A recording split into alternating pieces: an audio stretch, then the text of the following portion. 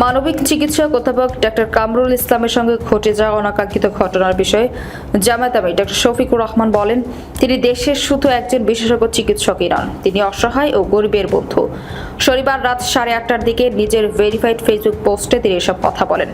জামায়াত আমির বলেন, অধ্যাপক ডক্টর কামরুল ইসলাম দেশের শুধু একজন বিশেষজ্ঞ চিকিৎসকই নন, তিনি অসহায় ও গরিবের বন্ধু। মানবিক ডাক্তার হিসেবে সর্বমহলে পরিচিত ও প্রশংসিত। দীর্ঘদিন ধরে একটি অশুভ চাঁদাবাজ চক্র রাজনৈতিক খুঁটির জোরে তার কাছে চাঁদা চেয়ে আসছিল। তিনি আরো বলেন, তিনি অবৈধ চাঁদা দিতে বরাবরই অপারগতা প্রকাশ করেছেন। শেষ পর্যন্ত চাঁদাবাজরা এমন একজন জ্যেষ্ঠ প্রতিশয্যা মানবিক চিকিৎসককে সম্মান দেখাতে ব্যর্থ হলো, তার সঙ্গে গর্হিত আচরণ করলো। প্রশ্ন হলো, এরকম অধ্যাপক ডক্টর কামরুল ইসলামের সামাজিক সেবা থেকে কারো জনগণকে বঞ্চিত করছে, তা দিবালোকের মতোই পরিষ্কার। এই দুষ্টদের কঠোর হস্তে দমন করার সময়ের দাবি জনতার দাবি। আমরা এই দাবির দৃশ্যমান বাস্তবায়ন দেখতে চাই। ডক্টর শফিকুর রহমান বলেন, অধ্যাপক ডক্টর কামরুল ইসলাম সাহেবের জন্য দোয়া রইল। আল্লাহ তাআলা তার মর্যাদা আরো বাড়িয়ে দিন এবং দুষ্ট চক্রকে তাদের পাওনা বুঝিয়ে দিন। আমিন।